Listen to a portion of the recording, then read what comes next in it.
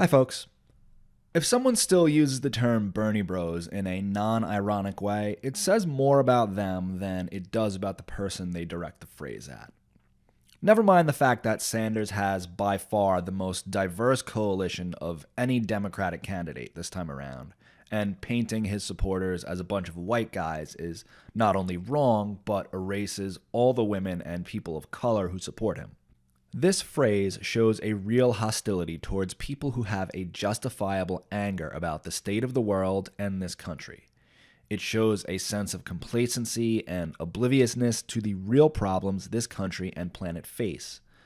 People who say it probably know how bad Trump is, but they don't understand the circumstances that gave rise to him in the first place. Acquaintance of mine said to me last month that they find Bernie Sanders angry and they don't get where this anger comes from. This kind of shocked me. Really? I asked them. Do you want me to list some figures to give you an idea? To my surprise, he earnestly said yes. So I told him about the 45,000 people that die every year in this country because they don't have health insurance, and about the 500,000 people who go bankrupt for the same reason. Something that does not happen in other developed nations because they have some kind of socialized medicine, something that Sanders is advocating. I mentioned the recent coup in Bolivia where an unelected leader was using the military to kill opposition members in the streets.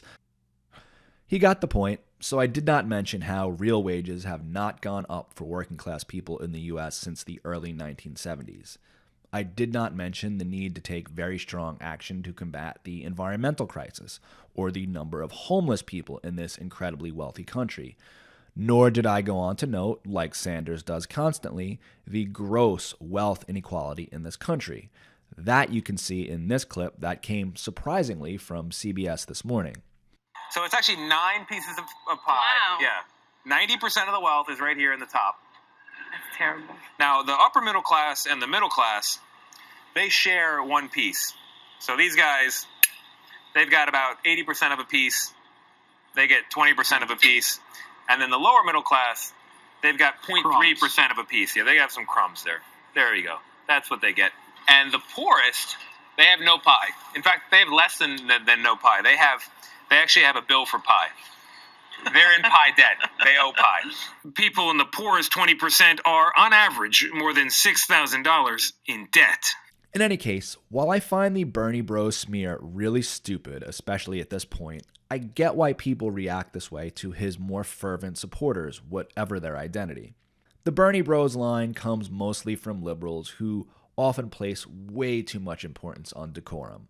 That's why they hate Trump so much. He's uncouth. For the most part, he is not any worse than most of the Republicans that liberals hold up as more respectable examples of their party. He has even managed to be less prone to war than the GOP party line. But liberals react to him so extremely because he takes the mask off of American politics and they don't like what they see. As opposed to liberal politicians who give a masterclass on making the bloodiest elements of the status quo palatable. You need people like me so you can point your fucking fingers and say, that's the bad guy. What'll I make you? Good? You're not good.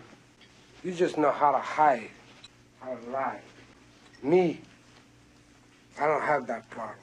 Me, I always tell the truth, even when I lie.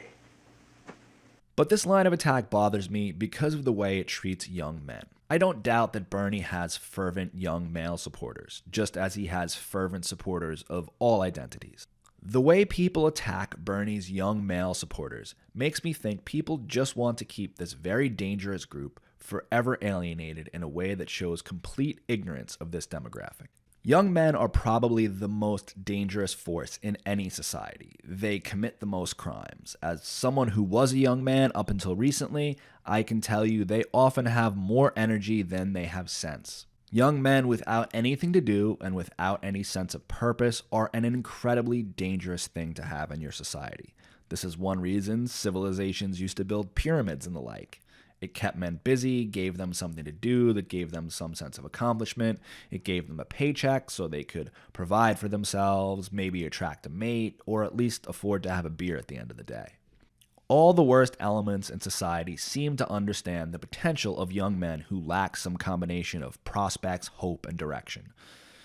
Islamic extremists understand this very well, as do all manner of hate groups, as does every single military on the planet, and throughout history. We lament the fact that young men join hate groups or get radicalized online, but the same people who wring their hands over this don't seem to like this energy no matter where it gets directed. When young men take the same zeal and direct it towards something positive, like a campaign that wants to give everyone health care and a decent standard of living and stop US imperialism, they get labeled as abusive bros. What more could you want from young men than for them to fight in a multiracial coalition for the betterment of all Americans and, in fact, the betterment of all people on this planet? When there are young men out there getting worked up about all manner of alt-right race war nonsense and anti-feminist Gamergate dreck, can't we recognize how good it is when a young man instead gets passionate about making sure everyone has the basic necessities to live a happy life? It makes me think that the people calling young men Bernie bros just don't like men. Or they don't like men who behave a certain way. They prefer men who meet some kind of sanitized, neutered version of a human being that no person of any gender should aspire to. And I can see why some men are attracted to people like Jordan Peterson when this is the case.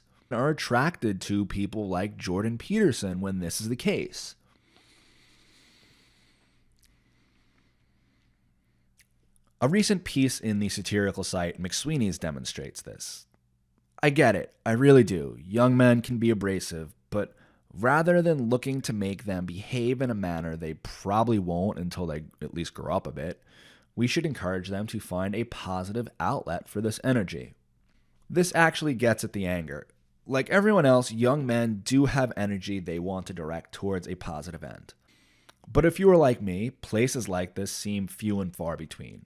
In this economy, jobs that serve some kind of real purpose, that help people, get poorly compensated and earn little status and respect, whereas jobs that serve no purpose or actually act as parasites on the rest of society get rewarded with money and status. We are asked to choose between a job that sells out our fellow humans and crushes our soul as we do it, and a job that we find meaningful but makes it hard for us to earn a living. So we are angry. We are angry we waste our talents. And we are angry at the people who either can't see this or think it is just fine. We are angry that people not only settle for this when another world is possible, but that they act like we're the crazy ones. And when I say we, I don't just mean young men or so-called Bernie bros, though maybe we can be the loudest. I mean any human being who gets told the way to achieve change comes from following some liberal model that has failed and delivered a game show host, trust fund baby, to the White House. So to the people complaining about Bernie bros, if you don't like them, don't date one. Okay, I don't want to end on that note, so I guess I will leave you with my own personal perspective. Our political system has been a sick joke my entire adult life. For that reason, I voted for Nader back in 2000, because I thought he had a chance of creating a party that actually represented regular people. I don't regret that, though Bush stole the election. I watched the bloodlust after 9/11, and I protested the Iraq War before it started in hopes we could avoid that catastrophe. And we're still there. The voice I remember speaking out the loudest against the war, though he was not the only one, was Bernie Sanders. I could not get a job when I graduated from college, despite going to a good state school. So I went to grad school, took on debt, and became a public librarian because it seemed to offer a way for me to contribute to society in a way I would enjoy. I watched a supposedly progressive President Obama give his ear to the people who destroyed our economy. I watched him drone innocent people. Now we have a chance for something different. We have a chance to elect someone we can trust, who has always opposed imperialist wars and has always been on the side of working people. Bernie Sanders is not perfect, and he is no savior I think will solve all our problems. He is a baseline for us being able to have a decent planet to live on. He represents a glimmer of hope in a political landscape devoid of it. So I apologize if I come off as angry.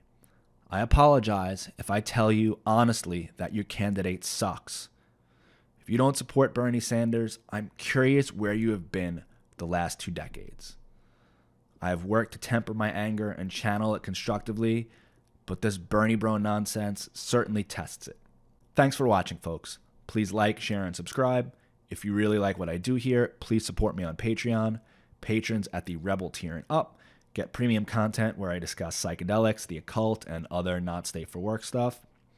I also have some tarot t-shirts for sale. They feature the major arcana of the Marseille deck, which I use in my videos. I have them available in a bunch of colors in unisex and women's cuts. I'm Greg Belvedere. Remember, all generalizations are stupid, so never speak in absolutes.